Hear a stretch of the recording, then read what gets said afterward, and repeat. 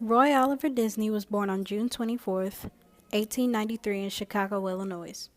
His parents were Elias and Flora Call Disney, and he was the third child of five. On July 1st, 1911, Elias brought a paper route for the Kansas City Star, putting 18-year-old Roy and 10-year-old Walt to work.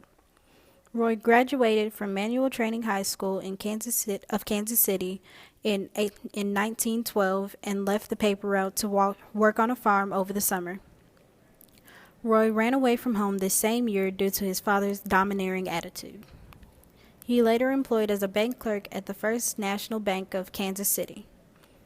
Roy served as a petty officer on a cargo ship in the Atlantic under the U.S. Navy during World War I. He was discharged due to contracting tuberculosis and had to spend 3 years recuperating in Arizona. Then he became a banker in Los Angeles. In 1923, Walt moved to Hollywood, joined up with Roy, and started Disney Brothers production studio on October 16th. Roy rejected the fame and publicity that came with being Walt's older brother.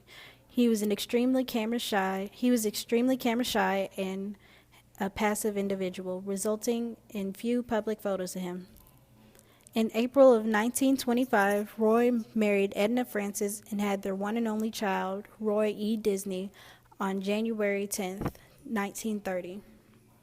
Roy made sure that the Disney Company was financially stable, and though both Roy and Walt founded their company, in 1929, Walt bought out most of Roy's shares so that he was not a co-producer. He became the company's first CEO in 1929, even though the title wasn't officially given until 1968. Roy and Walt built a house for their parents so they could be closer to them in California. But because of the poor construction and attempts at repairs, their mother died on November 26, 1938, at the age of 70 due to carbon monoxide poisoning. They were both devastated by the event but kept moving their company forward. Roy shared the chairman of the board role with Walt in 1945 until Walt dropped the title in 1960. Walt said that he wanted to focus on the creative side instead of the business side. When Walt died in 1966, Roy postponed his retirement to oversee the making of Disney World. He worked hard and focused to make sure that it followed what Walt had planned for it.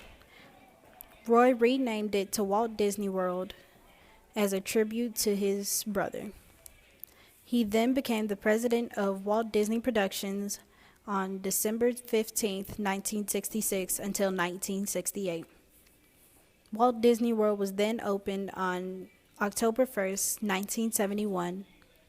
Roy died on December 20th, 1971 at the age of 78 due to a cerebral hemorrhage. He died at St. Joseph's Medical Center. Roy Oliver Disney was very successful in bringing about change.